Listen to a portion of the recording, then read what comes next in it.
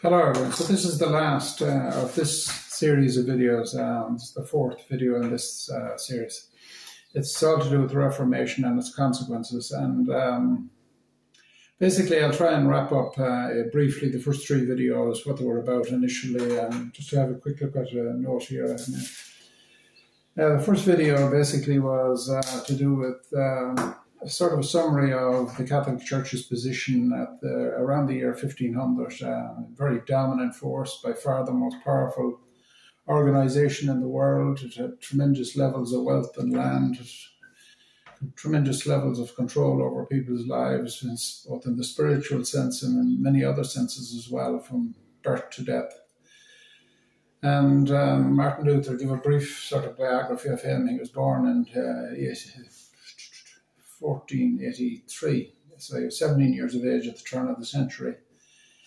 He became a monk for a few years, for 2 years, and then he became a priest. First of all, he'd done a degree in arts. And then he, in his late 20s, he'd done a lot of studies on, in-depth studies in theology and that, and done a doctorate. So he was a very intelligent guy, had very strong views, huge guilt complex, and ran into a major conflict with the actual 1520. He actually wrote a book called Inviting the German Prince. I forget the title of the book, An Appeal to the Christian Nobility or something like that it was called.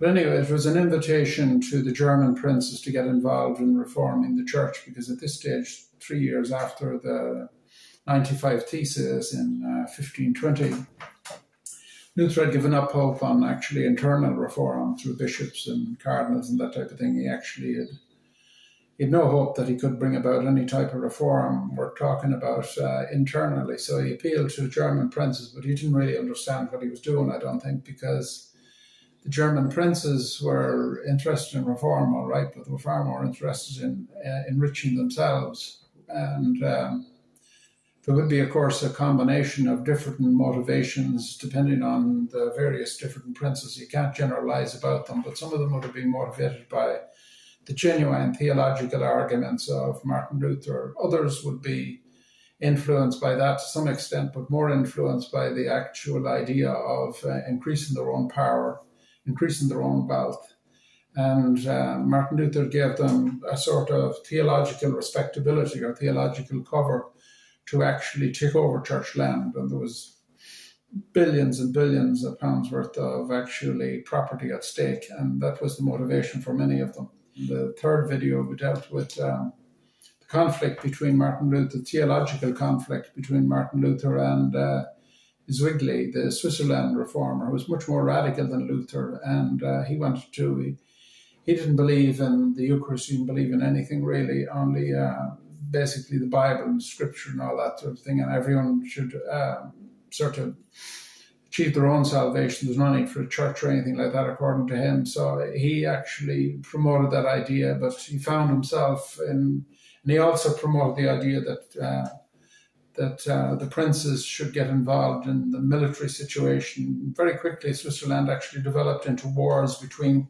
cantons that were, some of them were pro-Catholic, others were actually wanted to promote reform. A lot of wars between them. And Zwingli was a very passionate character, a very young, passionate man. He got involved in the wars himself and actually physically was involved in leading one battle.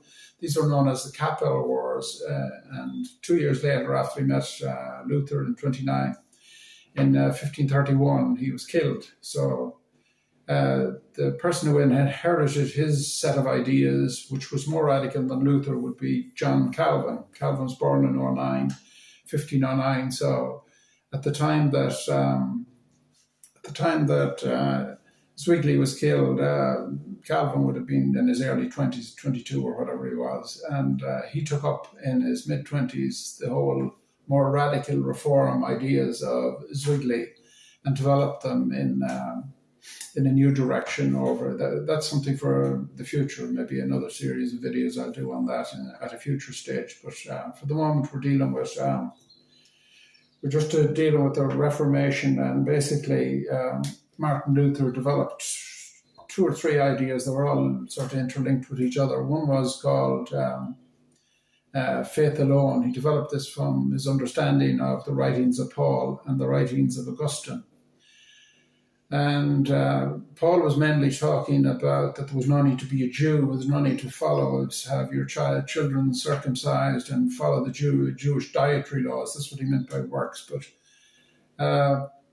Luther seemed to believe that was intended to apply to the modern works of the medieval age. So he rejected all the sacramental system of the church, apart from one or two of the actual sacraments, baptism and the Eucharist. And there's some confusion over confession as to whether or not he would go with that. But he rejected a lot of the sacramental system, and basically his new theology was based around faith alone. And then, of course, as the Catholic Church excommunicated him in 1521, January 21, basically, to a certain extent, Luther felt rejected, and he was captured in the aftermath of the Diet of Worms trial in 21, where he refused to recant. And he was captured for his own good, actually, by Frederick the Wise and his forces, and sort of captured and kept in a castle for several months. And during that time, he translated the actual New Testament. And when he came to the letter of Romans written by Paul, and Paul talked about a man is justified by faith apart from works of the law, works of the Jewish law he was talking about. Luther tried to emphasize that more strongly by saying that a man is justified by faith alone. Faith alone. That wasn't in the original text at all, but Luther put it in order to emphasize what Paul was saying, because he thought that, and he had come to believe that faith on its own was actually the whole key to Christianity. That's very different with the church. Jesus never talked about faith alone, and neither did any of the apostles. So it is actually a big departure from the gospel. And Scripture alone is another thing that Martin Luther found himself emphasizing the authority of Scripture, because that was a way of attempting to undermine the authority of the church, because the church had excommunicated him in 1521. So it was a question, the church rejected him and he rejected the church. And therefore he elevated Scripture to being the only authority worthy of consideration. But that's contrary to the actual Catholic theology, because Catholic theology has always recognized authority to come in a three-way. Scripture is part of it, and church tradition, which means the writings of the church fathers, which fill out a lot of the understandings of the Bible, and the magisterium of the church, which means the actual living authority, the Pope of the day and the cardinals of the day. Those three actually things are necessary according to Catholic theology in order to define exactly what Scripture is about. But Martin Luther came up with this idea of Scripture alone, and no more than the actual book he wrote about inviting the German princes to get involved in reform in the church, he wouldn't have foreseen either the enormous division that was caused by the whole idea of Scripture alone, because he first of all found himself falling out with Zwingli over the Eucharist in 1529. But in the following years, himself and John Calvin had very different ideas about several other things like predestination and that type of thing. Once saved, always saved. Luther was never happy with Calvin's idea of predestination. They had two different ideas, and they never met, actually. Luther was about 25 or 26 years older than him, of course, and they lived in different countries and they never met. But if they did meet, they wouldn't have agreed either, just like Luther didn't agree with Zwingli when he met him at Marburg in 29. They didn't agree on the Eucharist. So then we have a situation where Scripture alone and that whole ideology or theology, well, if you want to call it, actually spread across to America, and that became an interesting scenario because there was no state in America to actually impose any sort of control. And Scripture alone found itself as a theory developing a new sort of experiment in the New World in America, where the very different preachers in different states interpreted the gospel. They're very sincere people. Some of them are brilliant preachers, actually. Even to this day, you can see some of the preachers on American television are very sincere guys. They're very convinced of their own particular interpretation of the Bible, but frequently they're at loggerheads with other preachers, and that's the actual net result of elevating Scripture to being the only authority.